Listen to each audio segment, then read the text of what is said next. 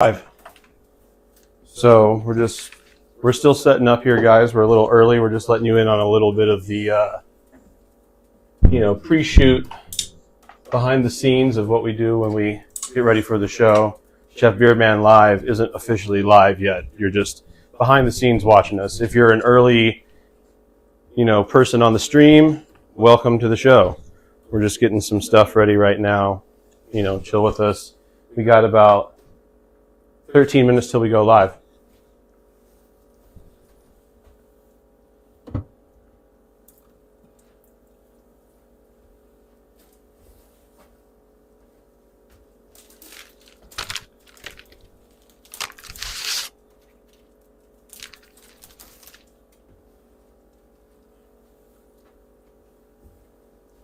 If anyone out there wants to hook us up with a cool, free Chef Beardman Live theme song that we can play in the background, let us know. chefbeardman@gmail.com.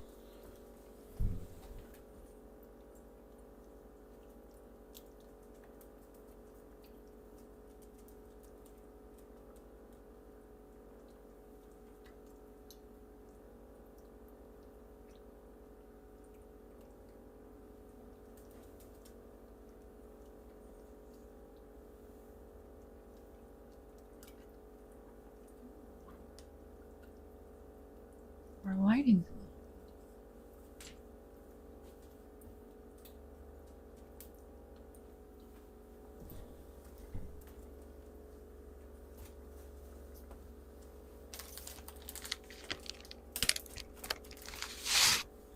Are you able to pull it up? Yeah, I've got it on the TV right now. Sweet. Are we live? Yep. Oh, nice. Yeah, Cool. I'm trying to figure out what's going on with the So you said you wanted to pull up questions and stuff from your iPad? I will in a minute. Yeah, Oh, no I'm worries. trying to figure out how to get the camera.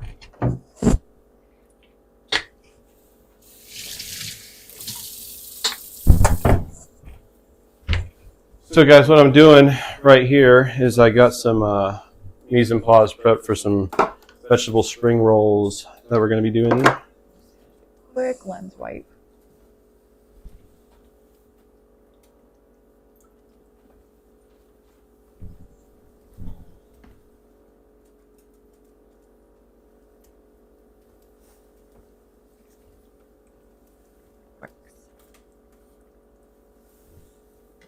We don't have the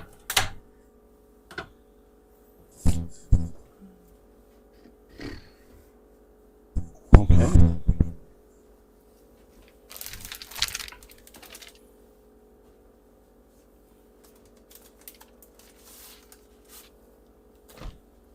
Ooh, cracked. See, that's the poopy thing about rice wraps is that half of them are always cracked in the package. Oh yeah, because they're so dry. Yeah, you can never find like a perfect unblemished pack. Remember, guys, can't find rice wraps. They're always going to have a few cracked in them. Be ready for that. Never be. If it says 10, you probably get about 8. I hope the new mics are working good. I know. I'm trying to get loaded in so I can find out. I mean, I can see the sound levels on my little thing there, so. We're going to give you a little shot of camera 2, guys, and do a little switching up on you. That's camera 2 right there. We've got shots of what we're doing on this stove. We're a multi-camera setup now, guys. How do you like that? Camera 2 right there. We've got shots of what we're doing. Oh, I hear audio. Yeah, so you can hear us. Can we get a mic check on Happy Girl Mantra? Testing. Testing 1. Testing 2. Can we get a mic check on Happy Girl Mantra? Testing. Testing 1. Testing 2. So that's us officially mic'd up, guys. Now you'll be able to hear both of us on this live stream. Super dope, right? So I'm gonna pre-build 2 spring roll wraps, and then I'm going to make some when we got everyone here in a little bit. I'm just trying to give myself a little bit of busy work because I found myself a little bit ahead of the game.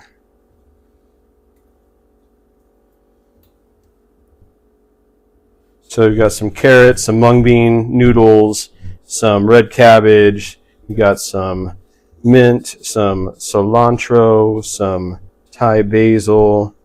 So we've got all the fresh herbies in there and all the fresh veggies.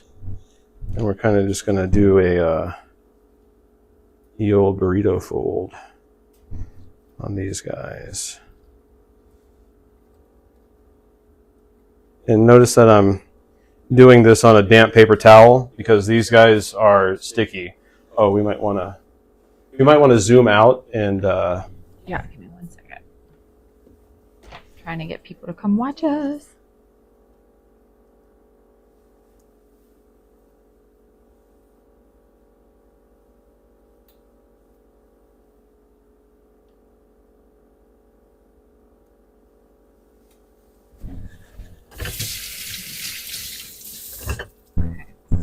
whenever you're touching this rice paper and mung bean sprout stuff, guys, be sure to keep your hands moist, because you will get sticky.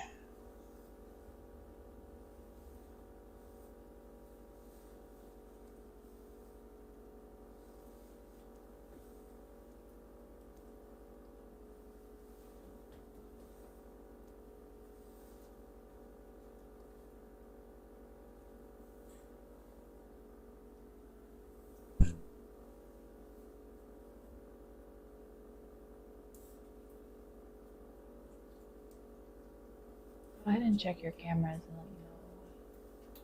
Remember, there's a little bit of a delay, Oh. so give it a second. Yeah, we'll go back further because I can see it from this one too. Show me when. Perfect. And then just go. Just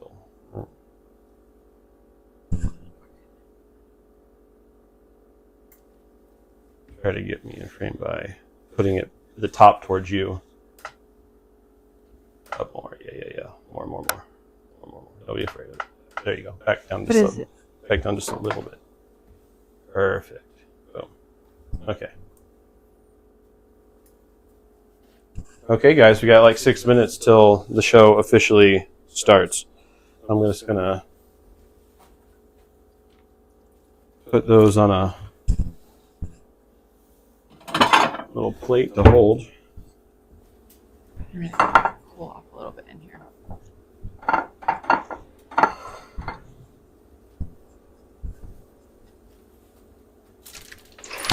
Get a couple more.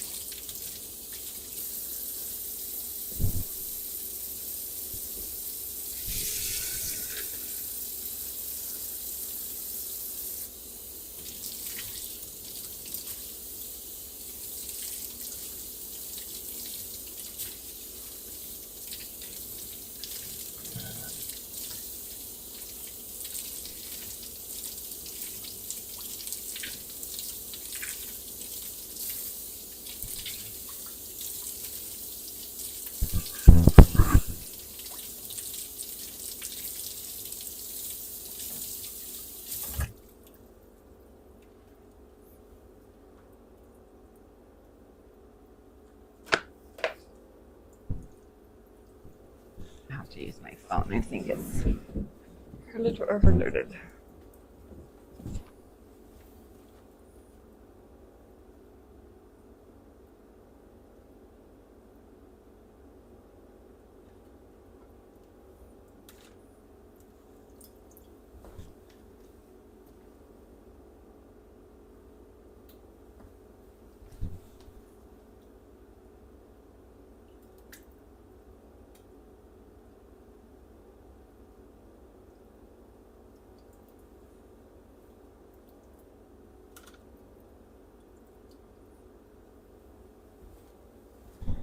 right. Okay. We have 5 people with us right now. So we've got some spring roll wrappers that I just got done doing a little soaky soak on, guys. Hey, welcome to the live stream.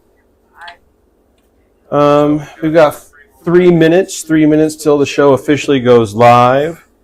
But what we'll do in the meantime is, just show you what we're doing right here. We've got a little mise en place setup of our fresh veggies and herbs and our mung bean noodles that we're going to do for our spring rolls today. And we're going to do a Thai feast extravaganza tonight, but we'll get into that in a little bit. I'll tell you what that all means in just a little bit, guys. Why don't you just chill out with us for a second? I'm going to head off camera for just a little bit, and I'm going to de-mic myself, and then I'll be right back in just a moment.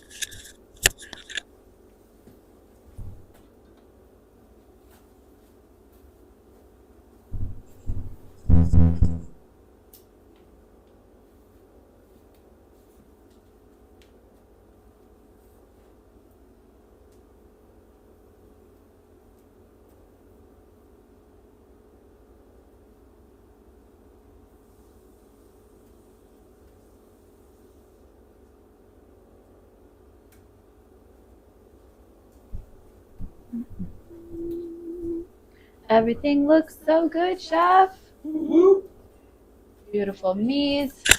Okay, we're going to mic ourselves back off. I'm going to turn your pan down a touch. Just because we're smoking over here. Do you want that pan on? I wanted it on like a low, just getting warm kind of deal. She'd be smoking. Oh, snap. Sorry about that. No, you're good. I just turned it a low. I didn't even realize it was that high. I got you. Yeah, because the little guy is just on low. Boom, boom, boom.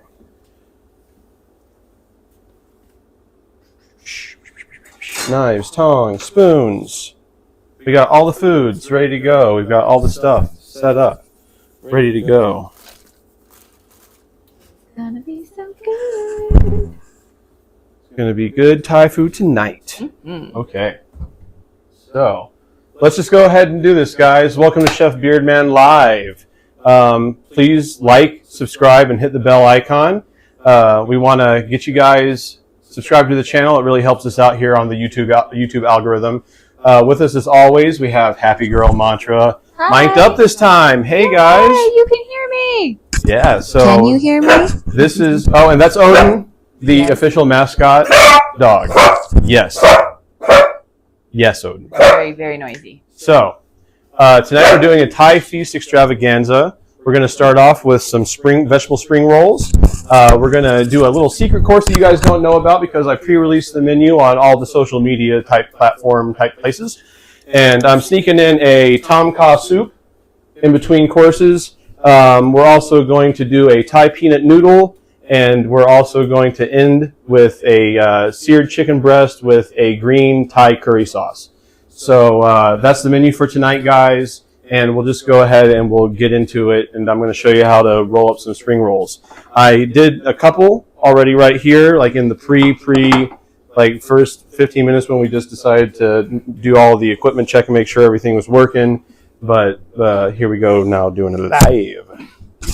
Okay, so we're going to take some of our mung bean noodles and put them in there. We're going to get some of our fresh herbs actually first, and we're going to lay down the fresh herb down there. Lay down our noodle. Lay down our noodle. Now these guys are sticky, guys, so make sure you wet your hands if you're going to make these at home.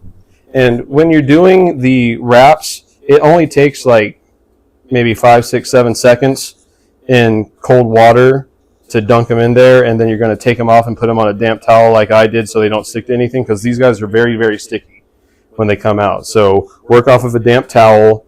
Be sure that you're, not putting it right on the cutting board or on your table, because you're never going to be able to peel that bad boy off if you do that. So, take a tip from me. Do it the right way. Get some green onion. in there. So we got some cilantro, some basil, some mint, some green onion, all the fresh herbs and fun vegetables are going in there. And then we're going to fold it up. See how sticky they are, guys? So sticky. We're going to fold it up burrito style. That rice starch. And you don't even need water. You know, that just holds itself together like that. One more time.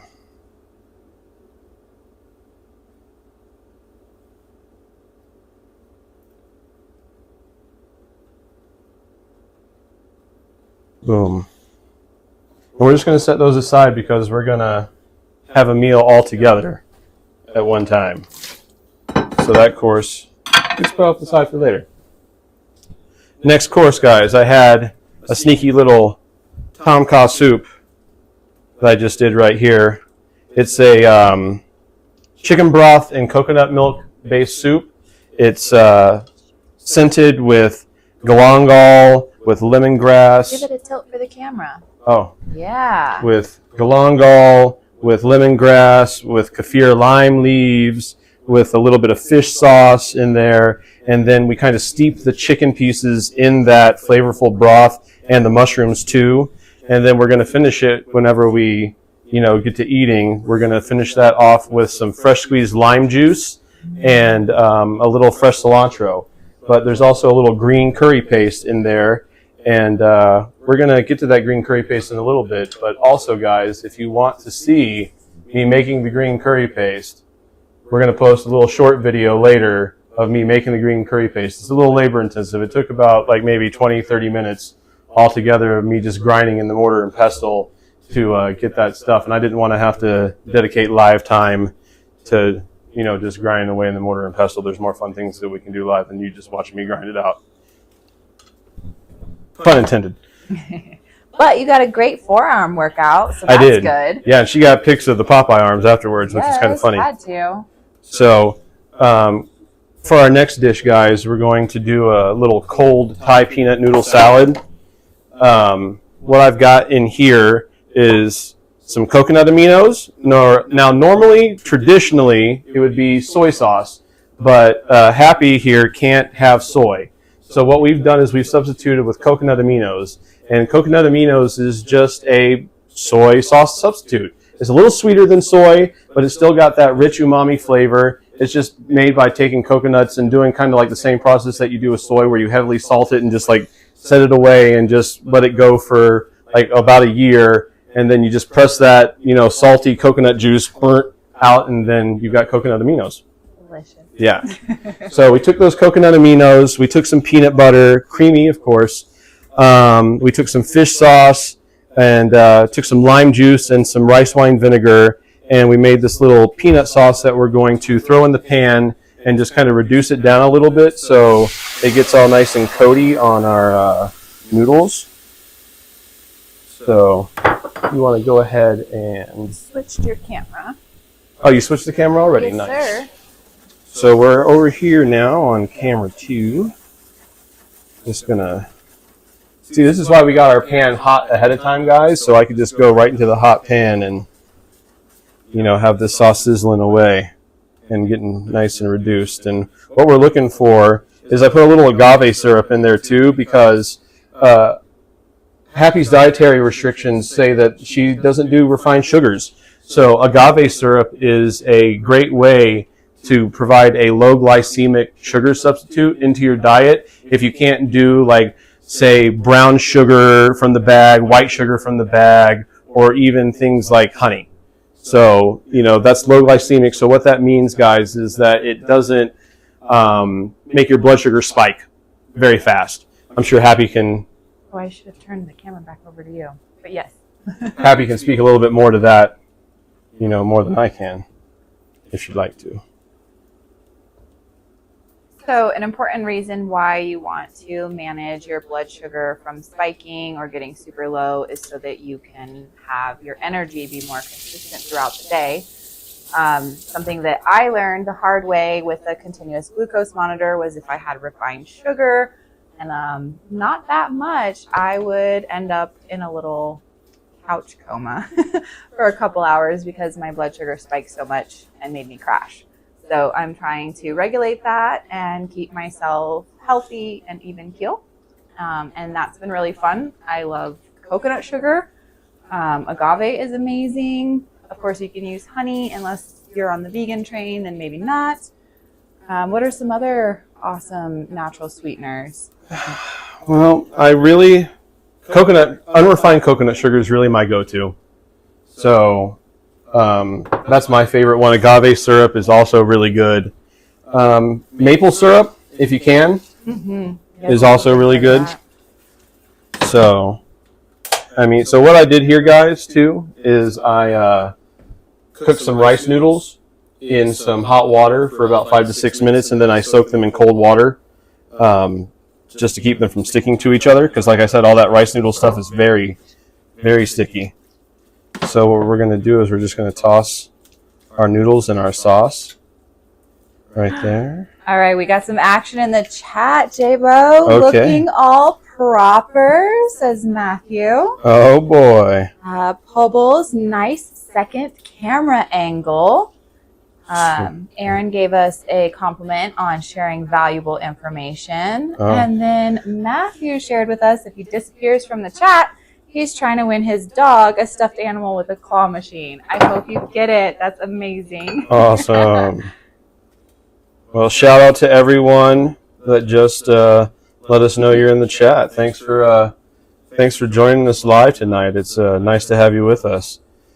Just to let you all know, guys, that not only are we streaming live, but immediately after the stream is over, we're going to have it posted on YouTube. So if you have friends that can't catch it live, but you still want to get them in on all the fun action that we're doing here, tell them to watch it, because the stream posts live right after we're done.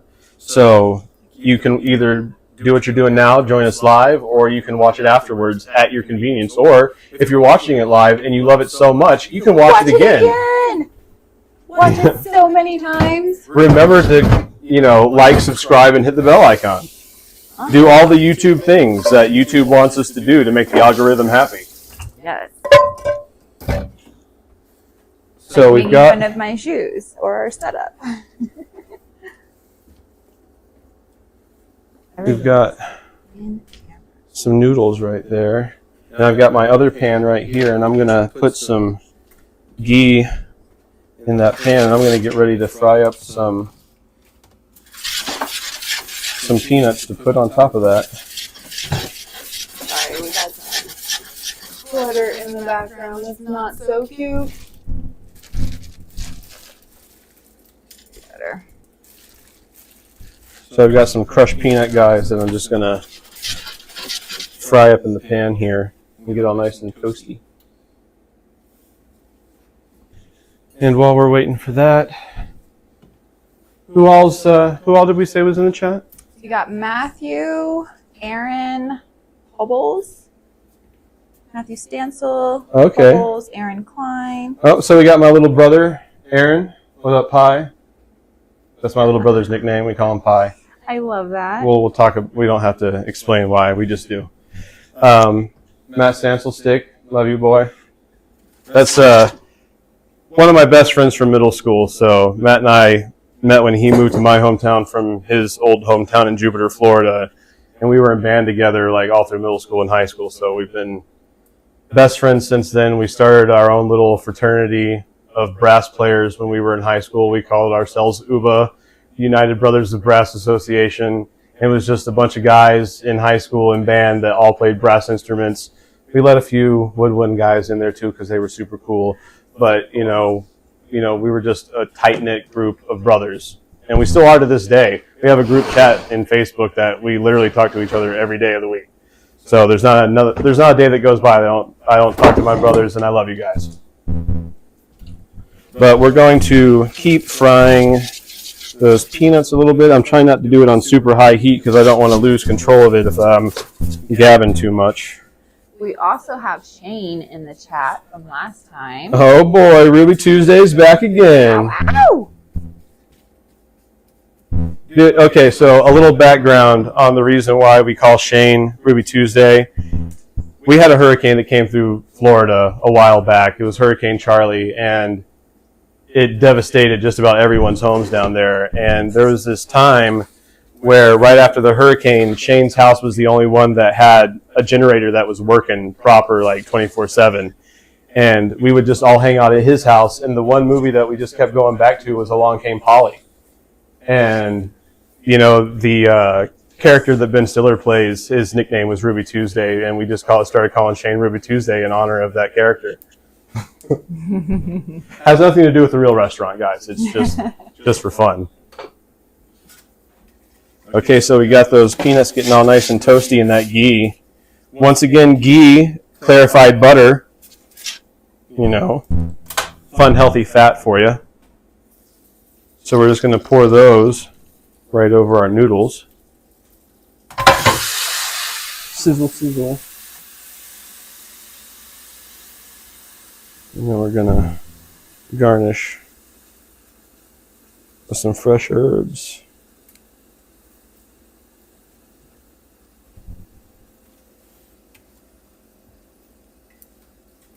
We got a little fresh herb tray over here, guys, and I'm just working out of. It's that time where we like to try to plant the garden out here, but then the snow comes on us and ruins everything that we did, and laugh at us in the face, thinking, "Ha ha! You thought you could get your little garden going already, but trick's on you. I'm going to let it snow one more time and kill all your stuff." Just Mother Nature reminding us she's still in charge. Right. I mean, hopefully there are no more snows, and a little fresh squeeze of lime juice right there. That crackle At the end on top of those fried peanuts. Yes. That's what's fantastic. Hobo says, you know you're in when you got a nickname. Oh, and Matthew says, need to think of a good UBBA dare for our trip. Yeah, the boys are planning a trip out to Colorado to come see your boy, the Beardman. Your boy with the beard. Okay, so we've got a couple things set up. We've got some spring rolls set up. We've got some tom kha soup set up. We've got a noodle salad set up.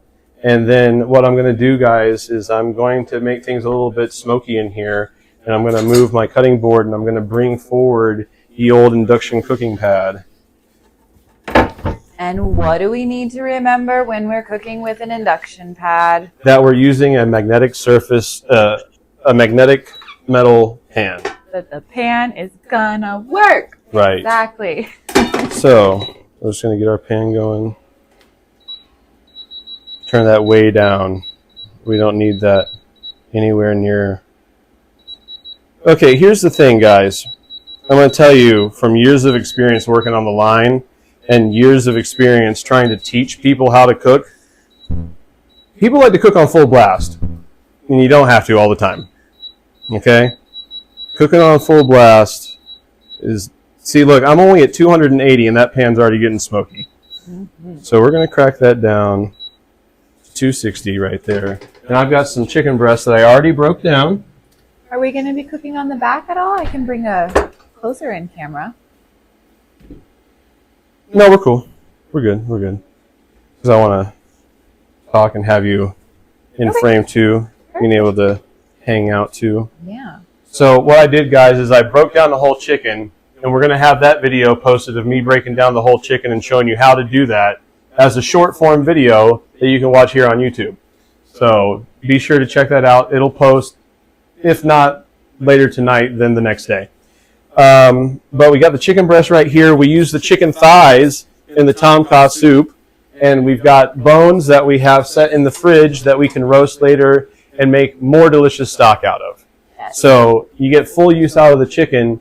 And the nice thing about buying a whole chicken versus, buying pieced out chicken already is that chicken at the store was $1.69 a pound, as compared to like if you buy boneless, skinless chicken breast or just even bone-in chicken, you're looking anywhere between $4 and $6 a pound. So, I mean, you're exponentially increasing your cost by, not doing the work yourself. And it really, Happy will tell you, I broke that chicken down in less than 2 minutes. Oh, yeah. So it doesn't take a lot of time, but once you get familiar with the chicken, you can jock a pin through your way through that thing, lickety split. It doesn't Especially with the right knife. Right. So the knife that I use for that is and you don't have to go get a specialty like Japanese chicken knife like I got right here. You can just use a regular fillet knife or even your chef's knife. It's just whatever you're comfortable with using with the size of the item that you have. This blade right here is the perfect size for me to get inside the chicken in the inner parts, like separating the breast from the breastbone and being able to get underneath that bone that connects the thigh to the body. So this is a perfect knife for me to be able to do that with. But if you're comfortable using the big boy to break down a chicken, use the big boy to break down a chicken. Don't matter to me, man. The right tool for the right job depends on you. Right. Whatever you're comfortable with. Exactly. So we're going to put a little ghee in the pan.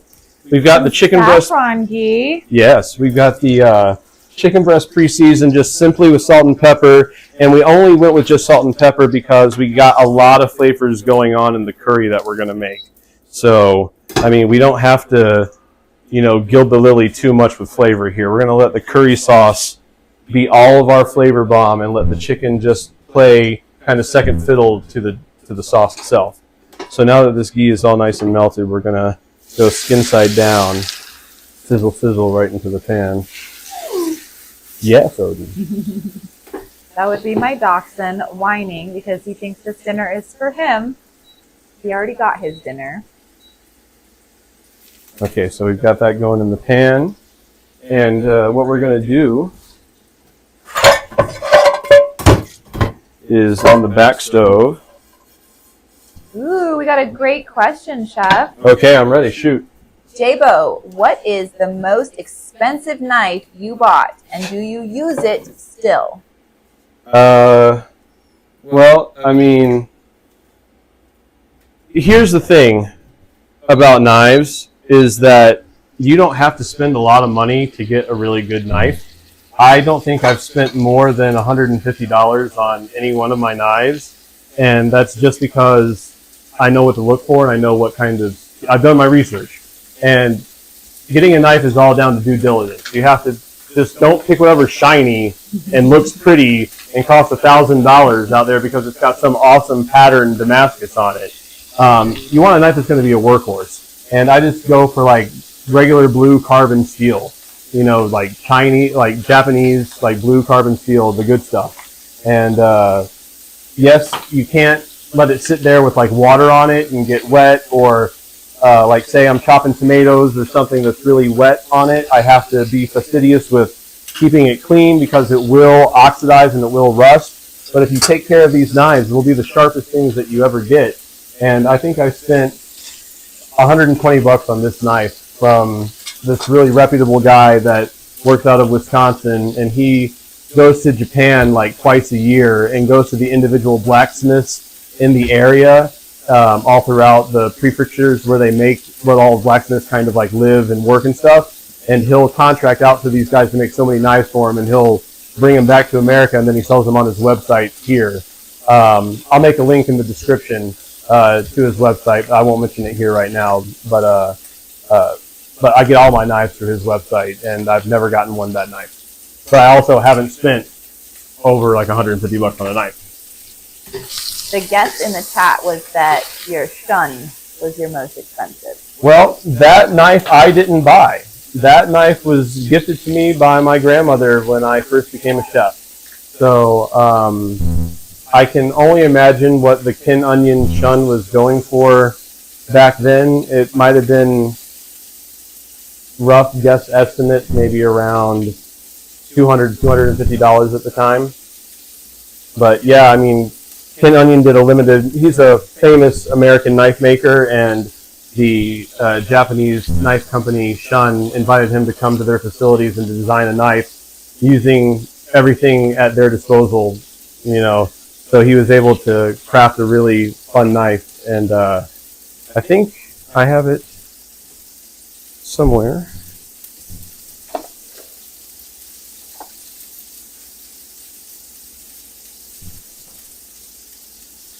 That's it right there. It's got a sweeping blade on it, and it's got this nice bolster right there where your finger and thumb go, so you don't get fatigue or calluses on your hand. It's really fun. Beautiful.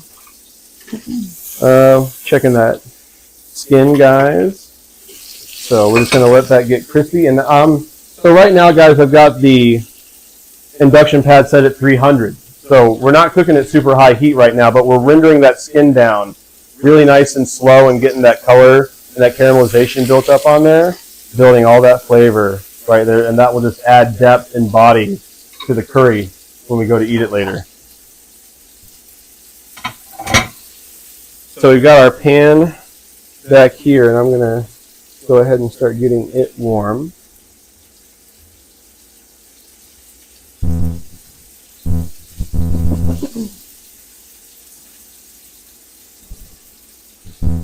And we're going to start making some curry sauce. All right.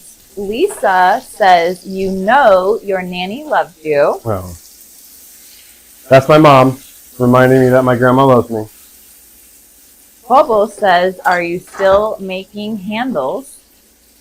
Oh, making handles for my knives? I mean, I haven't had the need to because I haven't bought a new knife in so long. That's the thing, guys. When you buy a knife of good quality, you don't have to go out and buy new knives every year. You know, like if you buy those, like, I hate to like call it out, but those Bed Bath & Beyond or like, you know, department store knives, like you can keep those guys sharp, yes, but if you get a good quality knife, this thing will be your partner for your literal lifetime, and you can gift it down to your kids, your grandkids, and your great-grandkids will be using it in far into the future, way after we're done. So, I mean, these things, if you treat them right and you keep them, you know, keep all the cilantro off the edge of the knife right there, they'll last forever. And there's tons of YouTube videos of guys out there that find the old rusty ones and restore them and, you know, sell them for bank afterwards. Absolutely. So, Absolutely. I mean, after they get a little rust on them, they're still worth something later. Agreed. We just need a little TLC. Right. So we just flipped our chicken. We're going to let that go right there like that. I'm going to... Dawn also mentioned that she misses your nanny and her sweet tea. Oh. So we've got our pan hot, right, or getting warm. It's not exactly quite warm yet.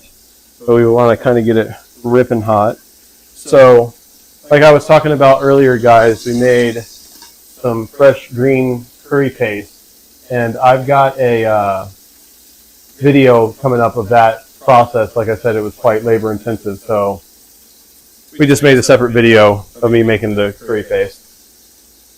I'm just letting the steam build up in there and kind of cook the chicken all the way through because I kind of want to avoid having to use the oven if I can. I turn the oven on if I wanted because I wanted to have it there if I wanted to, but I didn't want to be beholden to using it. Oopsie, actually. It's okay. Actually, Always check the oven. Leave it in there because I don't need it. Okay, everything in there is good. I was a little worried because sometimes I keep, I don't keep sweaters in there, but sometimes I keep my cell pad in there.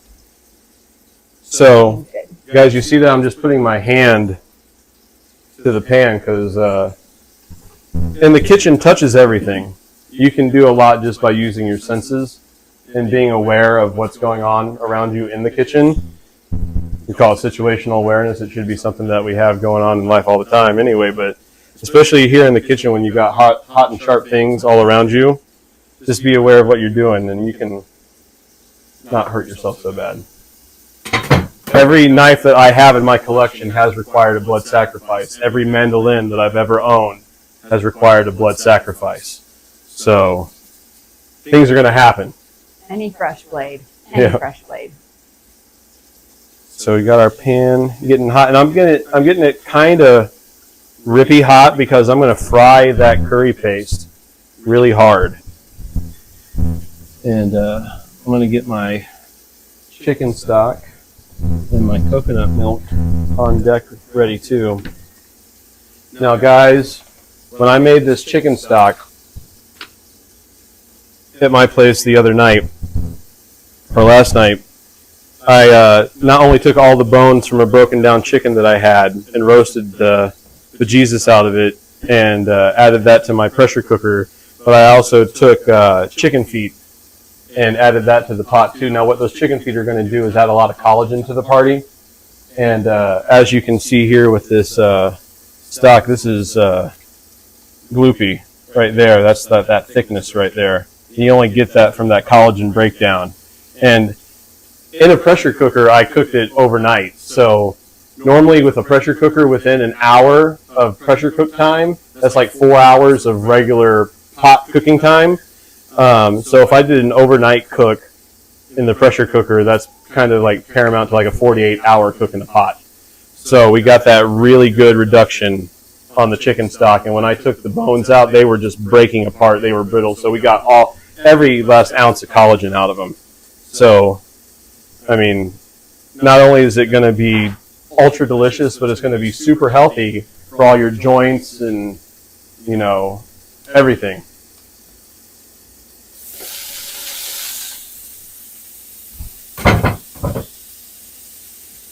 Happy, you want to talk about the benefits of collagen with the body? Oh my gosh, collagen is amazing. Collagen is obviously going to be a protein source. It's going to be really great for your joints, your bones, your hair, your skin, your nails. You can do collagen peptides. You can do bone broth. You can.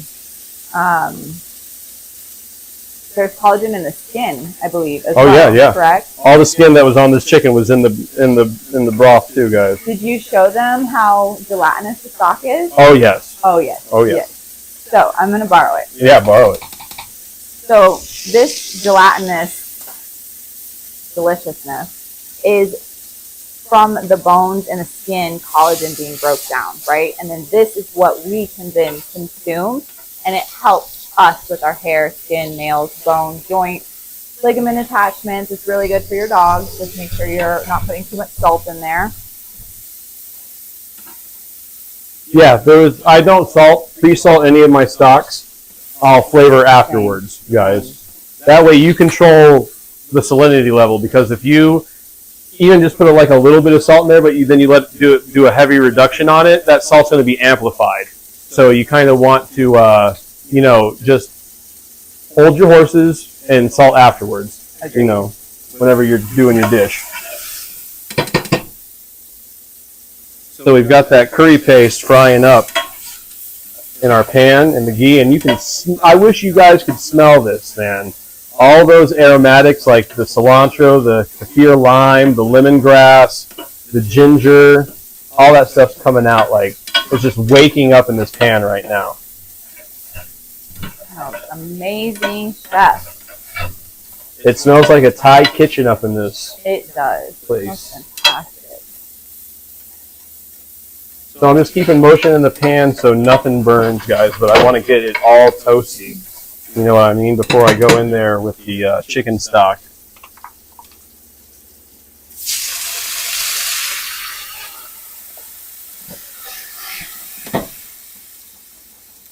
Ooh, that looks so good.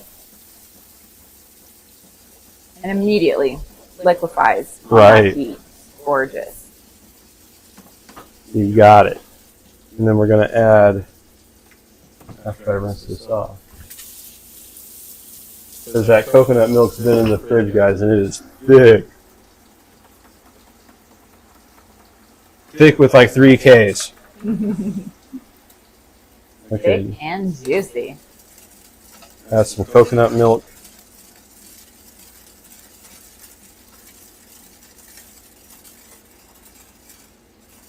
Now that coconut milk is going to kind of mellow out all that strong curry paste flavor.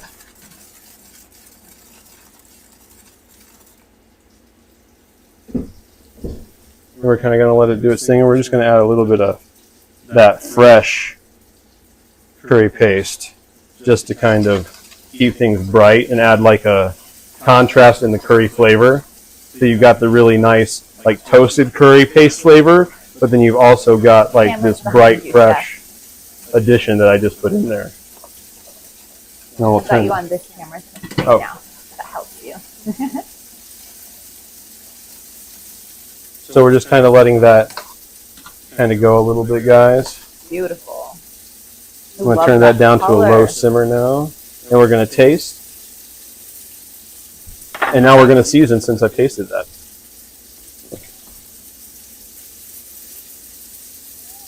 Got some salt. Going to add a little coconut amino. Going to add a little fish sauce. Just a few drops, guys. Fish sauce is very strong, very potent, but very delicious in controlled amounts.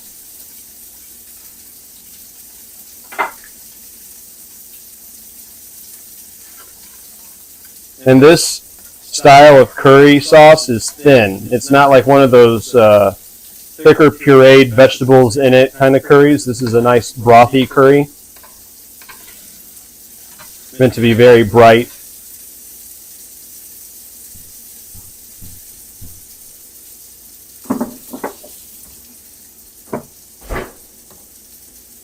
You've got Odin drooling with this food. It smells amazing in here. Woohoo!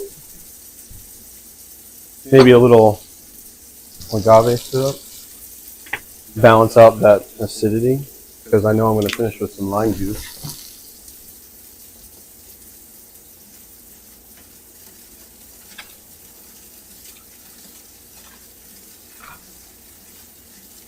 Ah. Yes, Aaron adds measuring seasoning in a person's hand is another example of using one's senses in the kitchen. Oh yeah, for sure, for sure. Becca Copeland has joined us as well. Oh, nice. That's someone that lives at the community where I work. Awesome. Hi, Becca.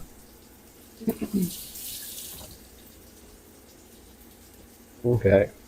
Anything I can do for you, Chef? So we got that curry going. Yeah, actually, let's find a bowl to put our soup in.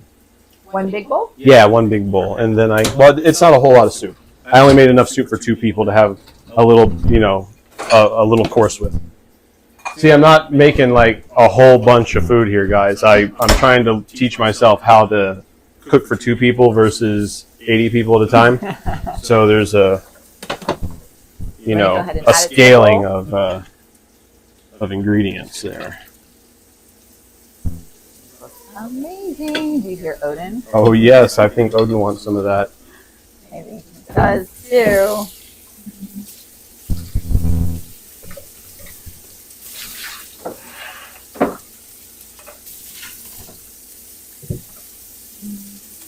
So we're just doing a little clean as we go here, guys, because I don't want to have to dirty 8 pots to make all these dishes if I can just do a quick rinse out and use it again for the next dish. Why not? So I'm just going to get a little water going in the pan right here, just a little shallow water, and we're going to do a quick steam on these green beans and get them all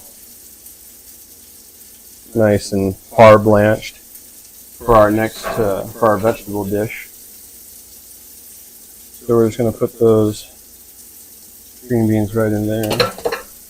And earlier today we made some awesome garlic confit and some olive oil, and that's what's going to dress our green beans once they steam. So we'll just get those going in there, guys. And once we get all this stuff cooked up, that'll be our meal, and then we're going to sit down, and then we'll take questions from you guys while we sit down and we eat.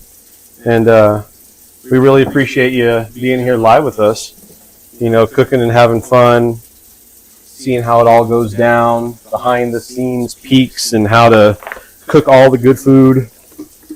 Cooking's not really hard, guys. People ask me all the time what the secret to cooking is. I tell them simply, you just have to be smarter than the food. And I don't mean that to be like facetious or be like a jerk or anything, but when you use food, you kind of really have to use the old noggin and think a little bit and, you know, get a plan of attack going and know how you're going to cut your vegetables. Do things with intention, guys. Just don't go in there slapdash and, you know, wing it. You know, if you want to have a nice meal, put a little bit of thought into it.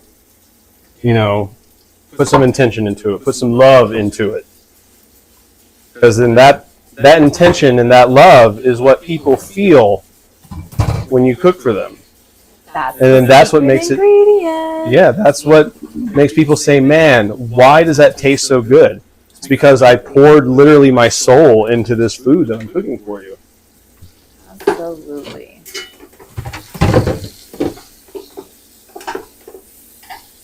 Oh yeah. Okay. How's that chicken looking? That chicken is perfect. We're just going to do a little wipey down on that guy because it spatters a lot.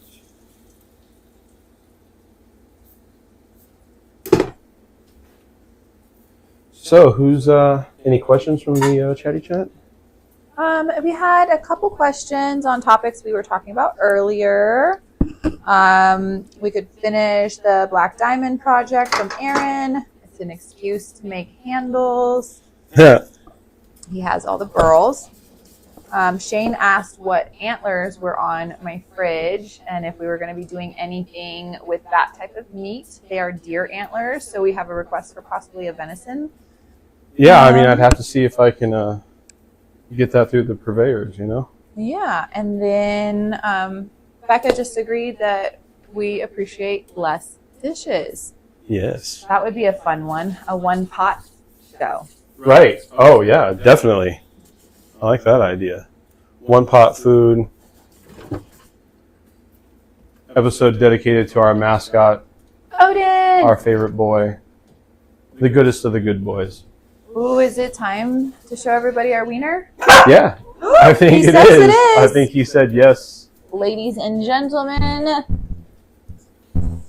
this is consensual. This is Odin. He's 5. He's my long-haired mini dachshund, and you will hear him barking and chirping in the background because he loves Chef Jabo's food. What a good boy. He's such a good boy. All right, let's stop flashing everybody our wiener. And I am washing my hands after I just fed him, guys. Absolutely, same. Go ahead and leave that on for me. Oh. Danka. So, towels on the apron. Yo, shout out to my boy Steve-O, who gifted the Beardman with this awesome new apron. It's super dope. I love it. Usually I'm not one of those expensive apron type of guys because, but since a very good friend and mentor of mine gifted it to me, I'll be more than happy to rock the Headley and Bennett apron all the time here on Chef Beardman Live. Like, subscribe, and hit the bell icon, guys. So we've got that curry sauce just kind of... Tell all your friends. Yeah, tell all your friends, too. Odin. Right, Odin? Odin agrees. Tell the friends. He says, I got like 50 million friends that would love this chicken. I'm going to climb up there and get it. You are being greedy, young man. Off your couch. Come on. Off, young man. So I'm just going to put this off to the side here, guys, and I'm going to bring back our cutting board into play because I'm going to do a little smashy smash on our garlic confit and get it all ready to coat our greeny beanies. Green beans. And I'm just going to use the whole schmagoogle because that's how I roll. Look at those gorgeous, crispy confit garlic. Oh my goodness.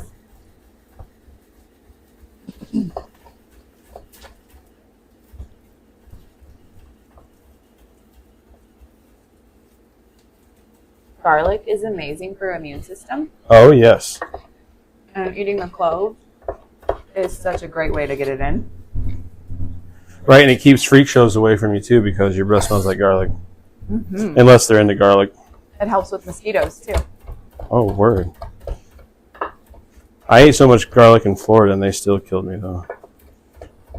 Yeah, well, The ones in Florida, They're different. they'll eat anything. Yeah, they will. Florida man, Florida mosquito. Mm-hmm.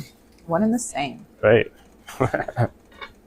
Okay, guys. So that curry sauce is looking real good now. We got a nice little simmer going on it.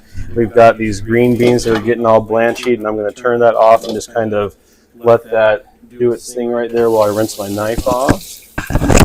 Yes, natural antibiotic. That is correct.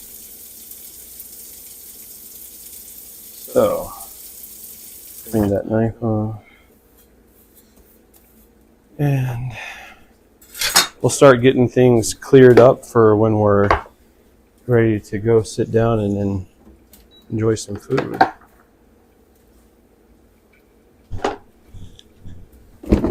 You know how we do it here, Chef Beardman Live. It's kind of cash. It's really fun.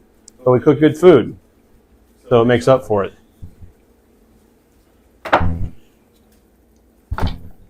Check our green beans here. Grab one. Do a little testy bite. I like my green beans a little snap to them. Yes. I don't like a dead green bean.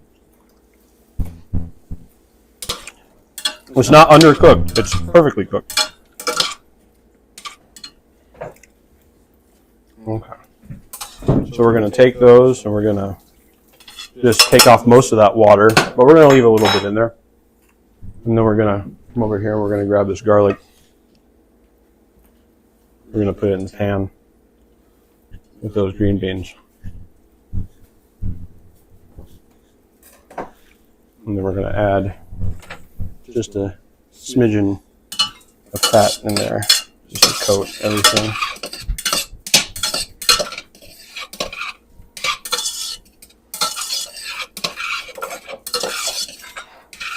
Happy, do we have a bowl or utensil for these green bean fritters? Absolutely.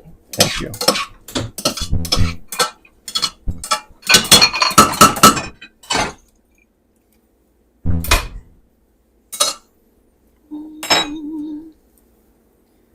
Bowl. Oh, perfect. Thank you. And then I have tongs in the drawer to your right. Heard that. So I'm just going to do a little splish of coconut aminos in there for a little umami boost and to help tie all the flavors together. You can have several ingredients throughout the whole meal that kind of tie everything together.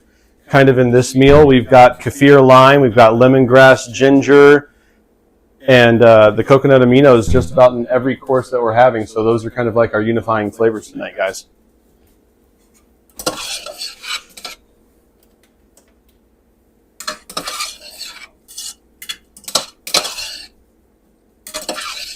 We're going to get that all stirred up. Then we're going to go right into our bowl. And then what we're going to do is we're going to get ready to serve and sit down with you and eat and talk. So get those questions ready, guys, because it's about to be showtime at the Apollo. Okay, so we've got our green beans. We've got some crispy shallots as a garnish. We've got our dippy sauce for our spring rolls that we're going to stir up there.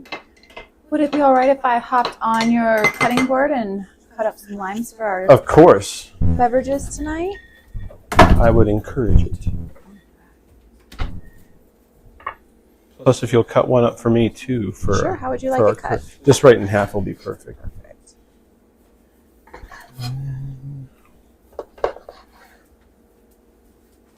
Where did I put the spring rolls? They are on the side table. Oh, I see you. All of our mise is over there. I see you. I see you. You're welcome to start bringing it over. Doing that right now. Yum.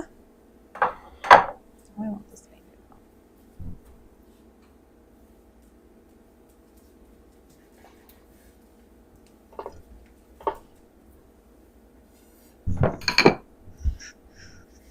Do you like them in half long way or short way? That way.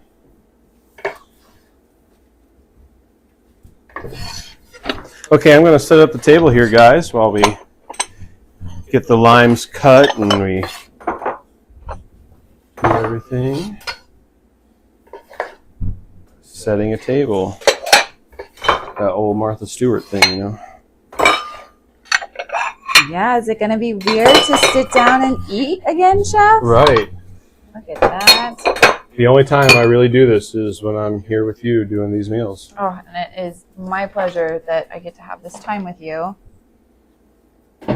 So we Breaking the wonderful bread that you make. Awesome, awesome. So we got some water glasses. Now, Happy made a little something special for us. She made a little special infusion. I did. Or actually a couple of infusions. Did. We're going to try something that is pretty popular and cool right now.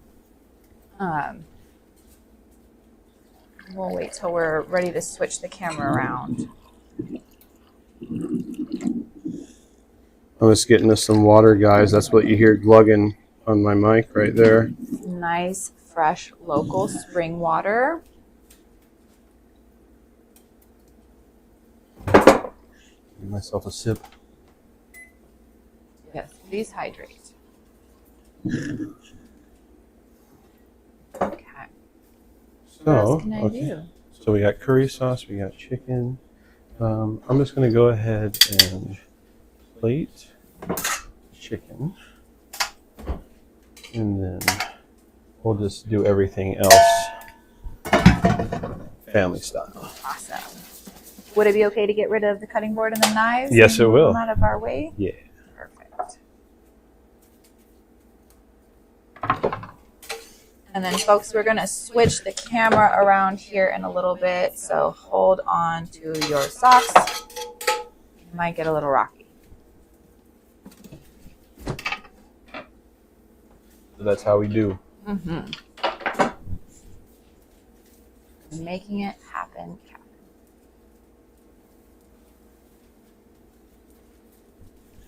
Little fresh squeeze of lime.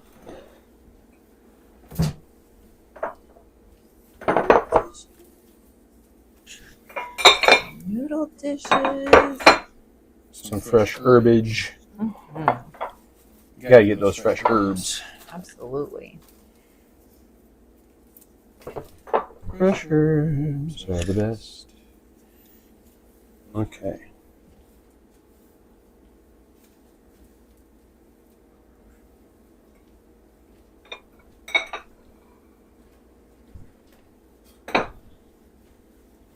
Now we're just going to do a little rough chop on some herbs for our garnish.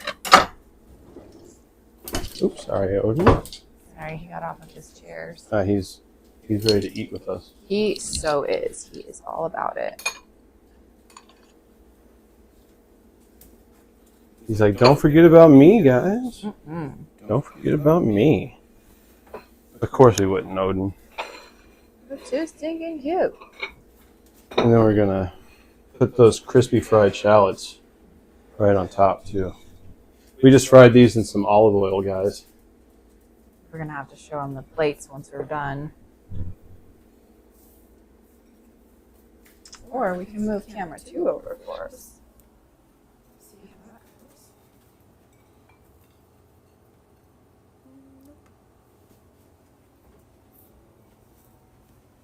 Crispy fried shallots on everything. Yay. Okay, silverware.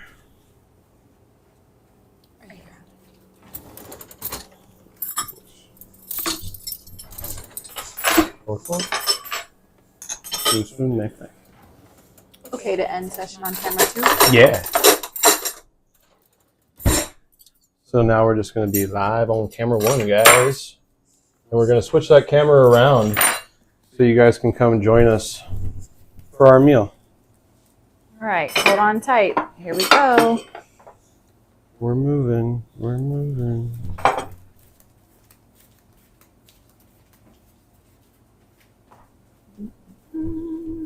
Okay. Pull the chair out for the lady. Thank you so much. Oh, and the tea. Yes, I will get that out. Go ahead and have a seat to get you in frame. Okay, how do we look? How do we We've look? got this for you. Nice. Want to read any questions? Let's actually touch. Odin, please stop. Okay. JJ Abrams style lens flare.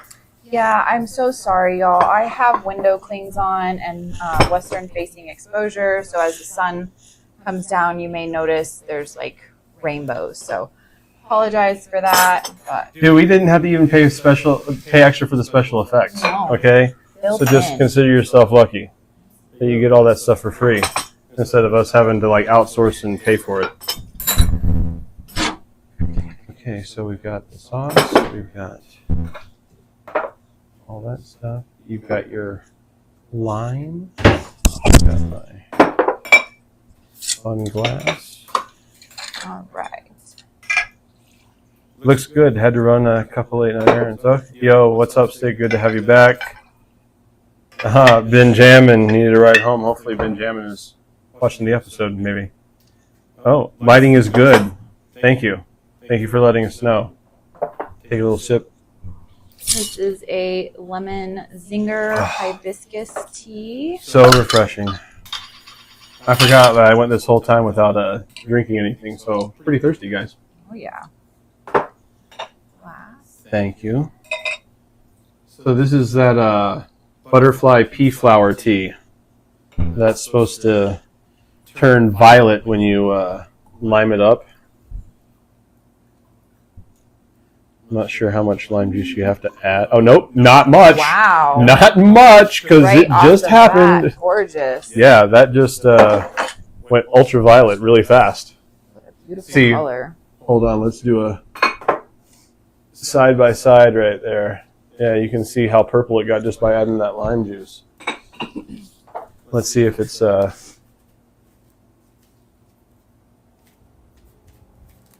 worth the hype, guys. Tastes good. Worth the hype.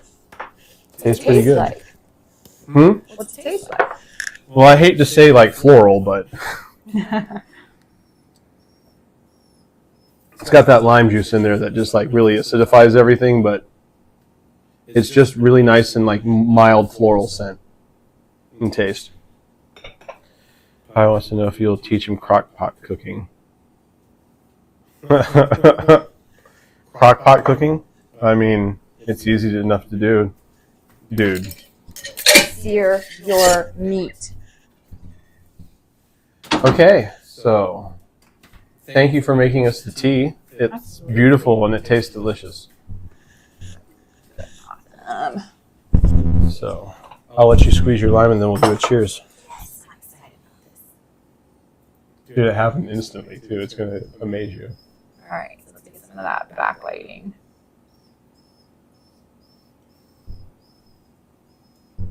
There you go. Look at that Boom. purple. Yeah, look at that. Magic right in front of your eyes. Right. Oh wow, that color is gorgeous. It is. Super gorge. Cheers. Salud.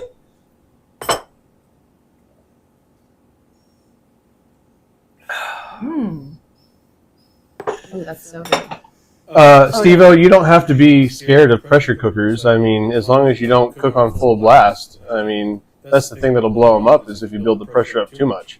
It's just about, keeping controlled temperature on it. Once you get up to the pressure, then you just turn that bad boy way down to a simmer and then just let it ride for as long as you want. But pressure cookers kind of like been my best friend ever since I discovered them, like a decade ago. They're a real game changer. Oh, yep, get that lighting going. Okay, so let me go ahead and dish up some soup. Secret soup. What a surprise. Yes.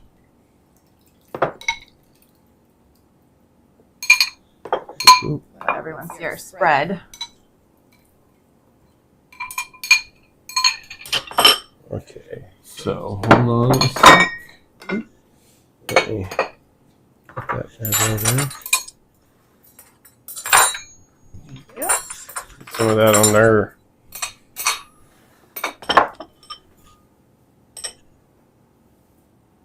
Oh, Like, where did my spoon go? It's still Yeah, in you the- might need one. Did you get any? Did you get any yours? Yeah. Oh, yeah. I did. Okay, guys. Oh, my gosh. I'll make Mikey Polk do it. Yeah, make the old man do it. You know, he's got nothing to live for, right? I'm sure he does. I'm just joking with you, Mikey. You got plenty to live for, buddy. Amazing. You like that? Mm-hmm. That broth is everything right there. The broth and that little kick of lime we just added. Right. I mean, it's just there's just so much dancing on your palate when you eat like these Thai flavors, because it's not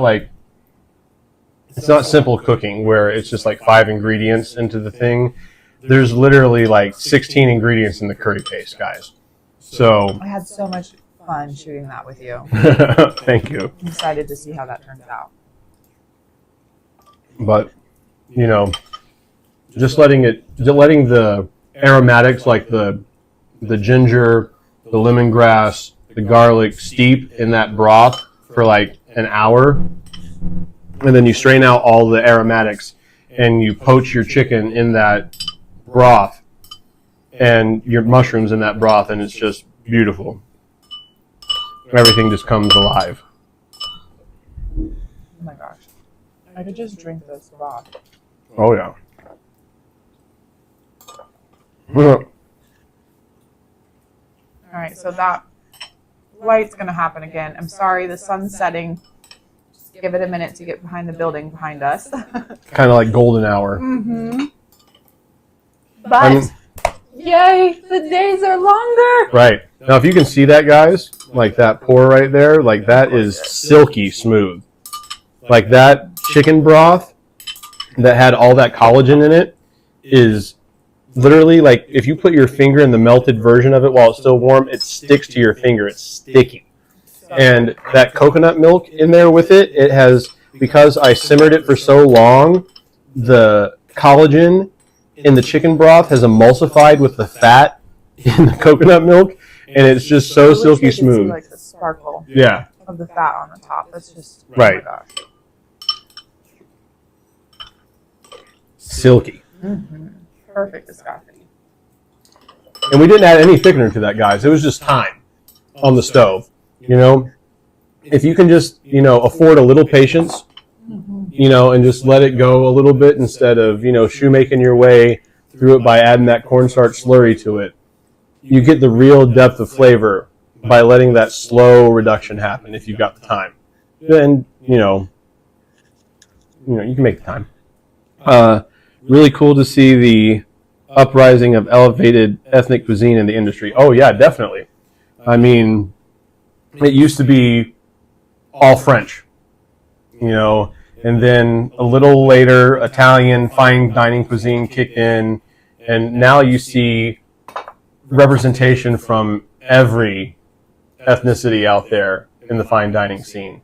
I mean, you've got fine dining Somali restaurants out there, and it's a beautiful thing to have all this good food represented at the most elevated levels. The thing is, though, is that we still got to keep stuff affordable so it's, open to everyone. You don't want to price yourself to a place where, the people that invented the food can't eat it anymore. Not there. That's some good soup. Done. That chicken is so tender. It's so perfect. Oh my gosh. Amazing. Wowie zowie. Okay. On to the noodle dish, guys. Or actually, spring rolls first. Spring rolls. Yeah. Forgot about It's the same those. plate, right? Yeah. Do We you can want a just- spoon for that? Hmm? Do you want a spoon for the sauce? I had one, but then I... Oh, I'm sorry. It's to the left of the Right. sink. I could not remember what that was. Okay, we got our little spoon there. Reduction all the way, man. Thanks, Pie. So that peanut butter will rise to the top, kind of, Yeah, 'cause it's fat. Separating. Don't get me wrong, mark of a good Asian restaurant is that your server is 12 and doing her homework in the next table. I mean, That Italian restaurant too. also never go to an Asian restaurant where it's all white people eating there, and there's not one Asian person eating in the restaurant. If the restaurant's full of, you know, people of that ethnicity eating at that restaurant, then chances are that the food is really authentic and really good, or else they wouldn't be there eating it. And they're just there for a taste of home too, guys. Can I borrow that real quick? Of course. Because we forgot something very important. Uh-oh. I'm going to try that pea flour tea again.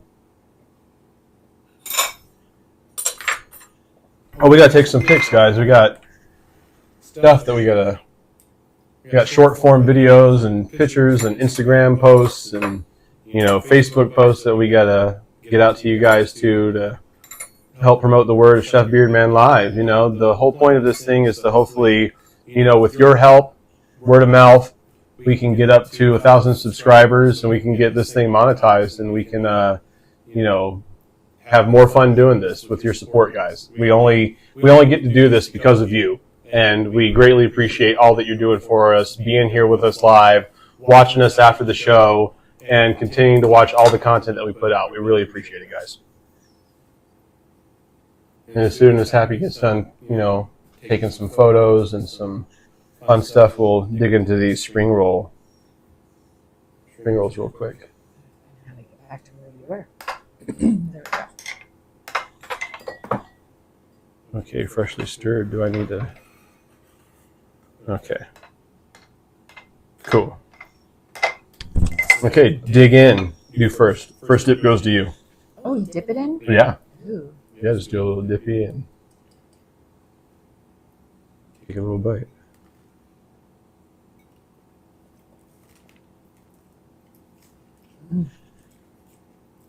Now those herbs, just like boop, come right through. And you got the textural contrast from the vermicelli mung bean noodle, and then all the crispy veg in there. Well, if you want, go ahead and take that spoon and go ahead and go inside the. Drizzle in. Yeah, do a drizzle. Oh yeah. Oh my gosh, that pop of mint. Right? I love Right? it so much. Mm-hmm. Guys, if you're not on the fresh herb train, train yourself to get on that train. You know, if you think that, you know, you don't need fresh herbs in your life, you're wrong. They're quite delicious and really good for you. Mm-hmm. Full of polyphenols, you know, great for your heart health too.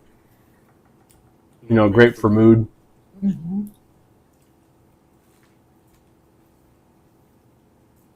All those essential oils that you see out there in this essential oil game for health come from herbs and seeds of herbs. Guys, I hate to be the one to break the news to you about that, but you know, you can eat the herb and the seed of the herb too to get the same benefits that you would from using the essential oils. Yeah. And they're better when you inhale or ingest them Yeah. than just diffusing. Favorite herb and why from Ruby Tuesday. Ooh. Call me old school, call me a good old fashioned Southern boy, but sage is my favorite herb. Just love the earthiness of it, flavor. Mm-hmm. I mean, it goes in, I mean, with the exception of some seafoods, you know, there's not much that it doesn't go with. So I guess sage would be my favorite herb. What about you, Happy? I would say the Holy Trinity. Sage, rosemary, and thyme. Nice. Little Simon and Garfunkel action. Mm-hmm. There's another herb I like, but that's what Steve-O was saying. I think we all know the answer to that one. But yeah, we know. it's a different kind. That's off-camera stuff, guys.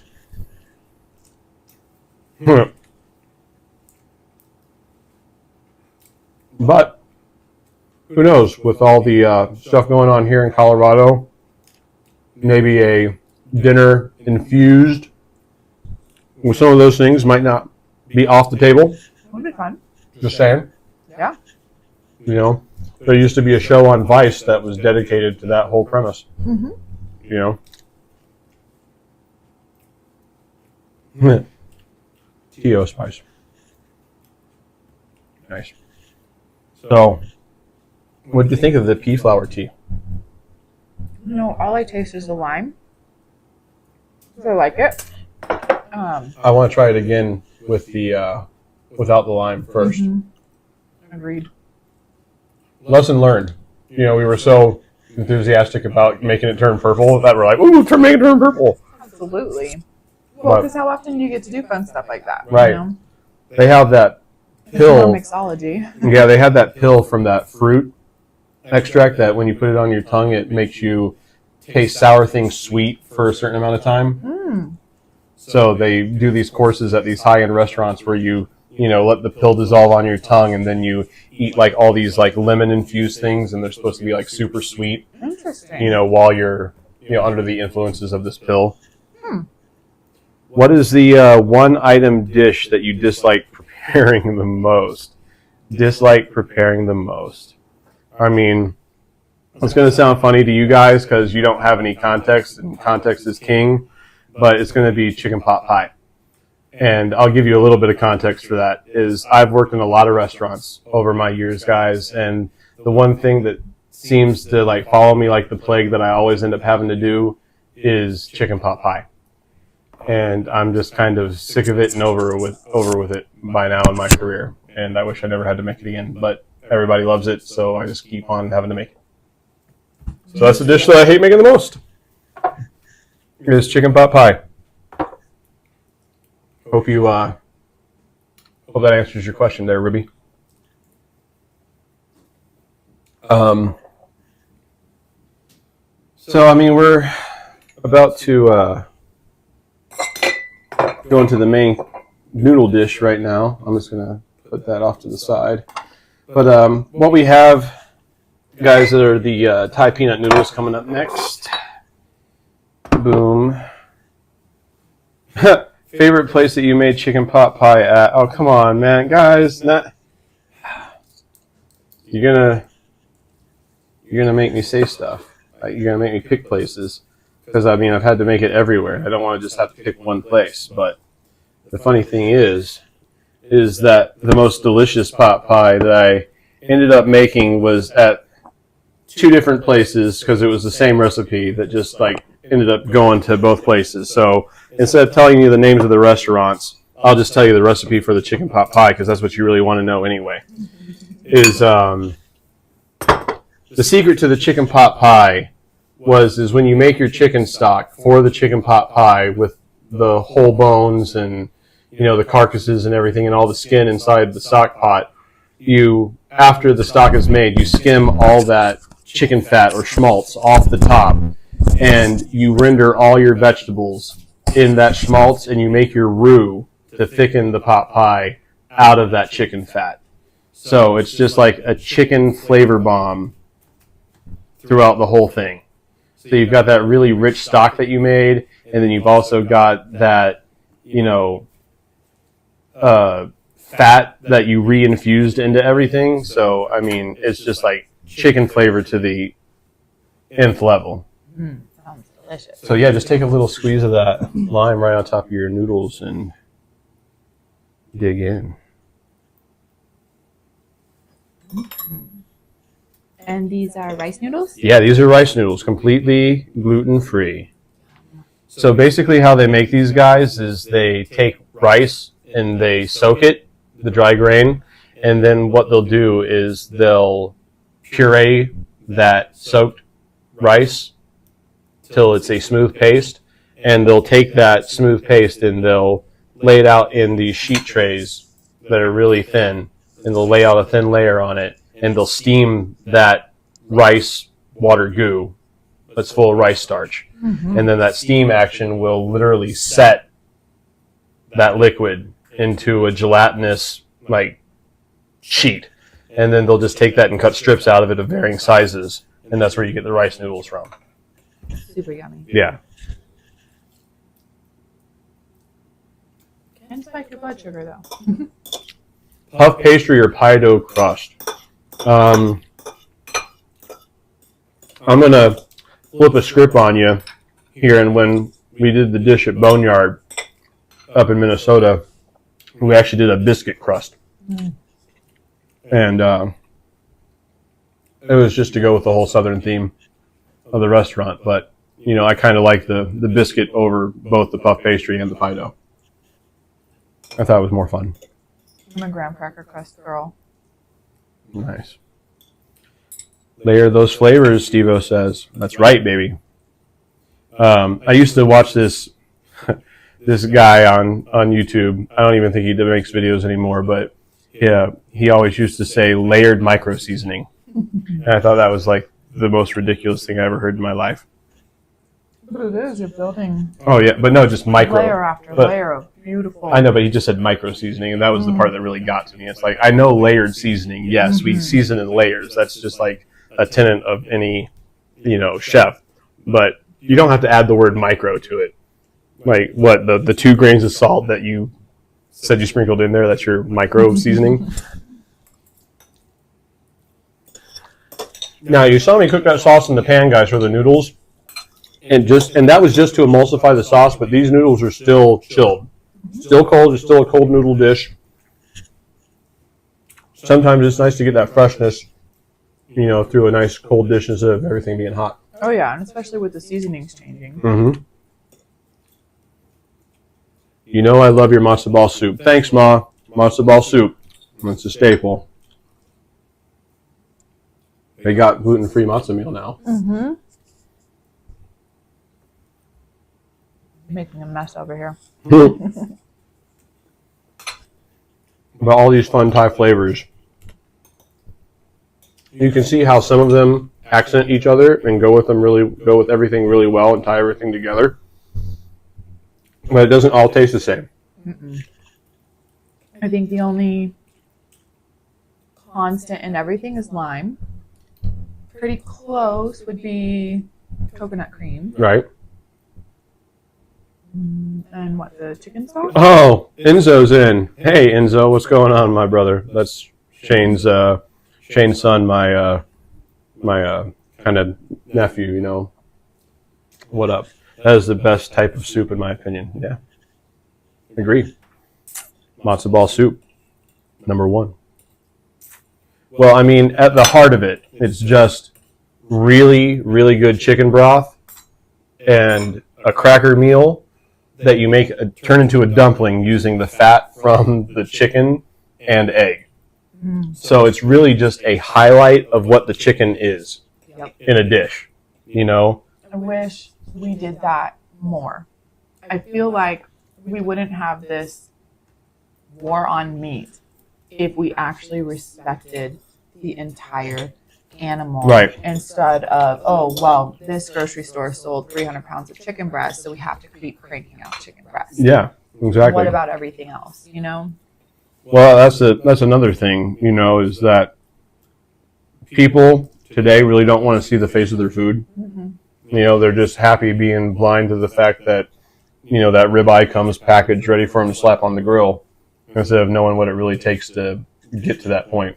Absolutely. You know, and if we all had a little more respect for the process that it took to get there, maybe we understand that why restaurant prices are having to go through the roof now. Because, you know, when you see that price go up at the grocery store, that reflects to the restaurant too. It's not like the purveyors go, hey, we know you're a restaurant and you're trying to make a buck too, so we're not trying to make a buck, we're just trying to sell you food. No, they want to make a buck too, man. So they increase the price on us, and unfortunately that has to get passed along. You know, there's no avoiding it, unfortunately. Food cost is going to go up because the margins in the restaurant are already very super small as it is right now. I mean, look at the... Restaurants have an 80% fail rate in the first year? Yeah, about. And I mean... 80%. 80. Not 8. 80. I was just on my Instagram the other day, and there was a post talking about how 5 high-end restaurants in Denver are closing that week just because they couldn't keep, you know, the customers coming in at a rate that made the business feasible. So, I mean, I don't know if it's, you know, post-COVID is the death of fine dining. I hope not, you know. I would say it has a lot to do with Denver. Denver is a very liquid diet. place. Yeah. They don't respect good food. They just want to go bar hopping. Whatever the new hotness is. Mm-hmm. I get that. Whatever the latest craze, trend.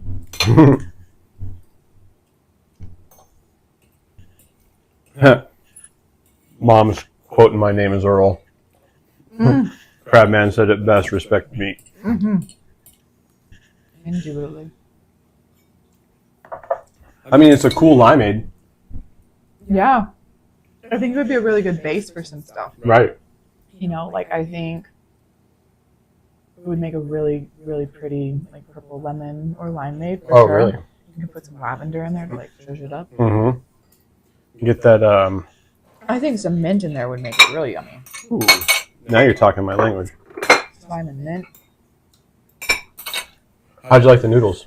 They're so good. Messy, but it's okay. Yeah. Since when are noodles not messy? And I mean, being... And I'm on camera, so I'm like super like, don't watch me.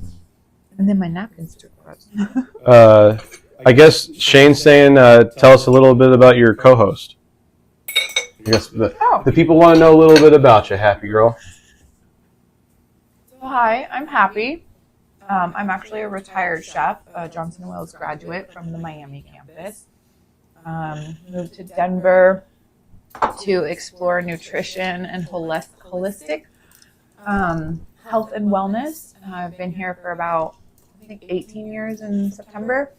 Met Chef Beard, and we just could not stop talking about food.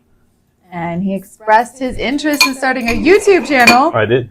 I Twitch stream Legos and occasional gameplay. I'm not good. So I was like, I'll help you. You know, I love food, and this is something that I've always wanted to do as well. But I've been retired and out of kitchens for about 10 years. Yep.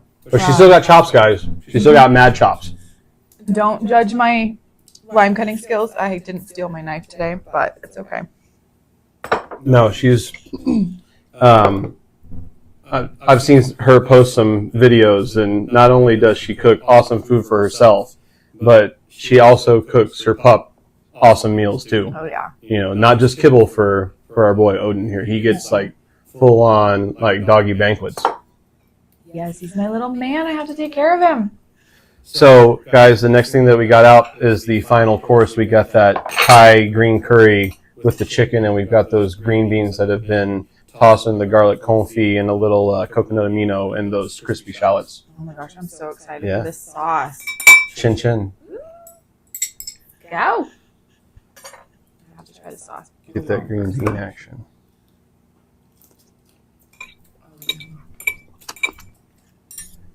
Wow, that's so good. Mm-hmm. Ooh, yum.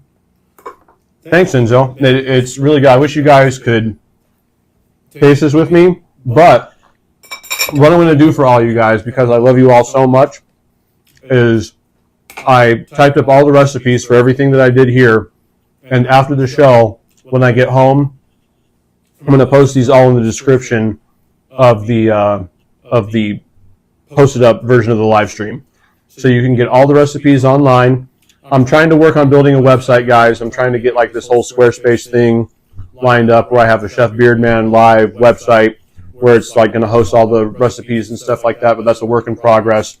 Don't expect that anytime soon in the immediate future. I've got way too much on my plate right now to be my own web developer too. But if there's anyone out there in the world that does that kind of stuff and wants to help your boy out, hit me up. I'll listen to you. But basically, yeah, I'll put all the recipes for the episode link in the description below. And like I said, don't forget to like, subscribe, hit the bell icon, tell all your friends about what we do here. We'd love your support in helping us get to 1,000 subscribers.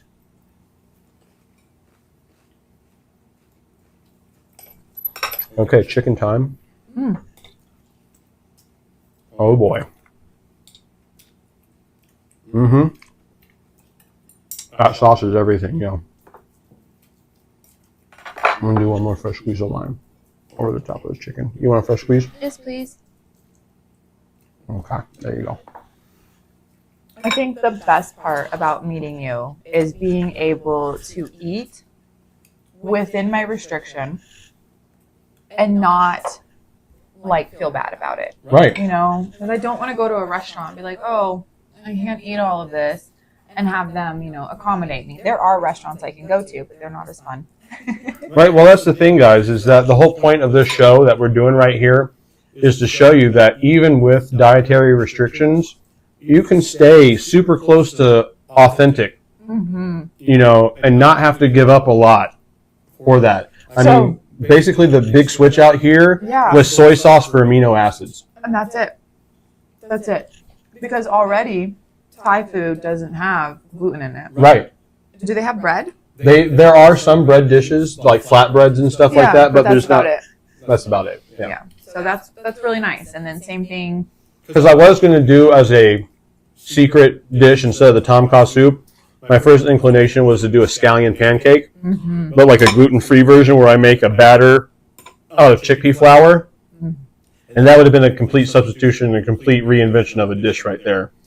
But the tom kha soup kind of just like really called to me, and I was like, yeah, we don't have a soup dish on there, and I'd really like to. And it was amazing, so I'm very grateful. He was like, we're doing a surprise soup. And said it what it was. And I was like, I have no clue what that means, but I will eat it. Yeah, Steve-O says, you can retire from cooking, ? Why didn't anyone tell me? You had to make a conscious choice to leave the business. Yeah, I'll be perfectly honest. There's some coping mechanisms in the kitchen that kind of got a little bit too easy. Our restaurant had, you know, order the kitchen a 6-pack, send the kitchen shots, thank them for your service. I would have much rather the tips. Right. You know, right. Instead, my liver took a little bit of a hit. And I realized that I could still cook and leave a professional kitchen. And I was actually a private chef and nanny for a German kid for about 4 years, I think. I worked in a European deli for quite some time. I loved it. We did all of the deli food. We did German potato salad. We did German hot potato salad. Love it. My chef at the time was Russian. So we did a lot of borscht and stroganoff and red cabbage and just some really amazing different kind of foods that helped me see, because my upbringing in food is Mexican and a poor excuse of Italian. An actual Italian would be like, that is not even close to what we eat. So it's been really fun to see different cultures of food, you know, right. Seeing how different people eat. And this has been my favorite, because I've realized more than anything, as much as I love being in the kitchen, and it's something that's very, very, you know, strong for me with that ADHD brain, I love eating food. Right. And that's what I miss the most in the kitchen, is I never got to sit down. Right. Exactly. Eat the food I made. So I always worked in kitchens that I wouldn't want any food anyway. Right. But I made it very good. So yeah, that's my out. I don't recommend it. I guess we got another question. Like, what is your favorite Scandinavian dish? You know, I really love lefse, which is a potato pancake, potato crepe. Not the biggest fan of lutefisk. No. I had tons of that in Minnesota. They're not fun. Yeah, not at all. My family's Norwegian. We're 50% Norwegian. So we make a lot of lefse. I don't remember the Norwegian name of the cookie, but it's very similar to an Italian pizzelle cookie. Okay, yeah. Make it pressed in a cast iron. Yeah. It's really beautiful. Moving a little bit more towards Sweden, I love Swedish pancakes. I'm obsessed with lingonberry. Mm-hmm. Oh my goodness, lingonberry is amazing. You gotta get a jar whenever you go to IKEA? No, I would rather make my own. Okay, nice. But yeah, I would be honest. We didn't do a whole lot of Scandinavian food growing up. My mom was constantly on a diet, so we did a lot of cabbage soup. Oh boy.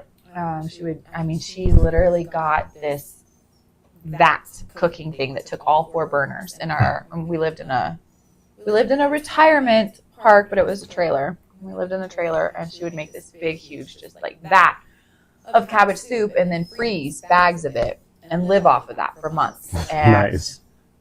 my dad was a bodybuilder, and I'd go spend the weekends with him. We're having pork chops and applesauce and twice baked potatoes and green beans, and I'm like, oh God, what is this? And This isn't cabbage soup. born. My little brother asks, are you interested in including a dessert course sometime? We've actually talked about that with both episodes that we've done. It's just that we feel like we got so much in that we didn't want to take away from what we were doing here, sitting down talking with the dessert course. But Yeah, because tonight was supposed to be a coconut ice cream with berry compote. yep, But you know And a what? That good old cake. soup Yeah. was way better. Yeah. So I mean, there will be episodes where we do dessert, guys. Don't worry, I'm not gonna not have dessert for you guys because Happy loves cake too. He's made me 2 cakes. Neither of them have lasted the week. So and they're just like little cakes too. They're not like I think, what are they, like little 6-inch ones? yeah. I got the little springform Mm-hmm. pan. Yummy. A great another little Marshall's find there. It was like I think I literally spent $5.99 on that thing. Yeah. I got the little garlic confit dish from TJ Maxx. I was making this joke to someone at my job. I was like, yeah, maybe the YouTube channel will get famous in Lake Crusade will come in and be like, hey, we want to sponsor your whole show and give you a whole line of cookware. I was like, no. If you're listening, we'll take it. We will. And we'll take good care of it. Actually, shameless plug, even our dining ware is Grisette. Oh, nice. Awesome. Kind of a fan. Yeah. I like that chicken. Chicken is bomb. It's so good. I want some more green beans, though. 'Cause It is quite juicy still, too. Mm-hmm. Still, I don't see how it would lose any juice. We've got like the perfect See crust on on it to keep Mhm. it all in there. Oh, yeah. One of my favorite... I'm not doing a pot pie video, Enzo. Sorry. One of my... I'm allergic to gluten. We can't. One of my favorite cookbooks of all time is I worked with had the honor of working with this gentleman named Chef John. Our friends will know him as by the moniker that we used to call him for fun, Weeble Wobble. I love these nicknames. And he gave me this book by Harold McGee called On Food and Cooking: The Science and Lore of the Kitchen. Look to your left. What's that top red book? Oh, nice. That's that book. Great book. I reread that book every year, guys, to reinvigorate my love of the kitchen to myself. Current editions, too. They're incredible. Just from a science and food perspective, to be able to know, I've always been that guy that wanted to know why. Why did the TV work? So I would break open my grandparents' TV and have them yell at me because I took it apart and tried to put it back together unsuccessfully. Same thing with the record player. Same thing with the 8-track player. Same thing with the tape deck, the CD player, every other technology that came up, computer. I took it all apart, wanting to put it back together because I wanted to have a deeper understanding of how things worked. And cooking, reading these books, that's the ultimate expression of understanding how things work. And it just blew my mind that I could know the intimate details of why a chicken breast browns when you put it in the pan, why a dough rises when you add yeast to it. These things that people take for granted, these questions that they don't ask. These are the things that I wanted to know the answers to, and it's why I love cooking so much. Sweet Daddy Gumdrop, that was his other nickname. So And- you can see what it looks like. Yep, that's the book right there, guys. He's the science guy in any PBS Mind of a Chef Yes, episode. exactly. Which is one of my favorite food series of all time. Mind of a Chef is... Absolutely. I fell in love with Dave Chang on there. I've been following him ever since. Right. Bought that book Became a... immediately. Right. Tony Bourdain narrating. Tony, we miss you, Tony. man. We miss you, Tony. You're not missing anything, though. No. Wobbles. Yeah. So Chef John, I don't know if he's in this loop still with us of following us in Facebook or stuff. I don't even know if he's still around. I hope he is. But the first time that we met him and he was introducing himself as our chef, he was like, I want you to call me Sweet Daddy Gumdrop. or Sweet Daddy. And those are the only names that I'll respond to. So us being on the line, we're like, yes, Sweet Daddy, all night long. Sweet Daddy Gumdrop, can I get a call? Sweet Daddy Gumdrop, can I get a drop? You know? So, and I was honored by the Sweet Daddy himself. When I moved up to Minnesota and I opened up Boneyard up there, I called Sweet Daddy Gumdrop and I was like, hey, I'm opening up this Southern themed restaurant in Minnesota. And he said to me on the phone, he's like, well, now you're the Sweet Daddy. He's like, I want you to take the name Sweet Daddy Gumdrop. I didn't take this name Sweet Daddy Gumdrop, but he gifted it to me. He allowed me to be like Zorro or the Dread Pirate Roberts, you know, and be the next generation to carry on the name. But honored that you would let me take the moniker from you, Sweet Daddy Gumdrop. It's just not my style, man. You know, I'm not a gumdrop. You were a gumdrop. I'm a gumdrop? No, he was a gumdrop. Oh, I was going to say, I'm a Sour Patch. So we called him Weeble Wobble because he had one of his pinky toes removed. And whenever you would work next to him on the line, he'd like fall into you.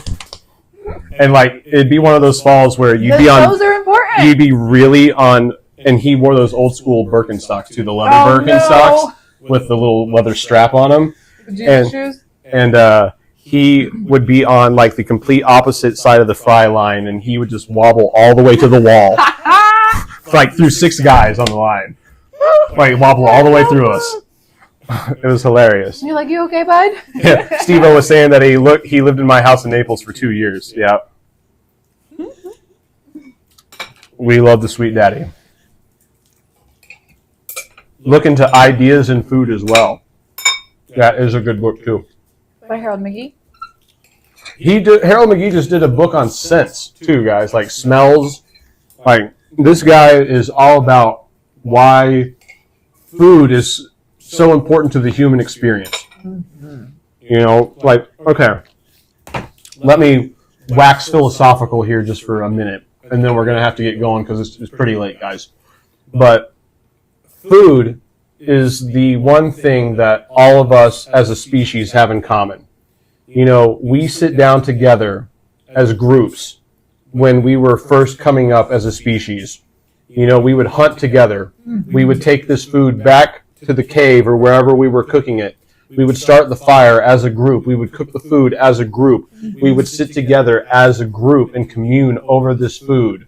It's the one thing that binds us as a species. Very stone soup. You know, and the pursuit of flavor has been something that the human condition has been trying to perfect ever since we lit a fire and put a piece of meat or a vegetable over it. So, I mean, it's the one thing that we all look forward to when we're coming home after a long day, is that meal that we get to have, you know, that meal that we get to share with someone special. That meal I get to cook for somebody. Right. You know, it's what brings us all together. So, you know, from me and Happy Girl Mantra here at Chef Beardman Live, we want to wish you a happy night. Hope that you have a good one, and we hope you join us for the next one. Don't forget to click, like, and subscribe, and hit the bell icon. Ding. Okay, we'll see you next time, guys. Bye-bye. Oh, hit end session right there. Out. Live record out.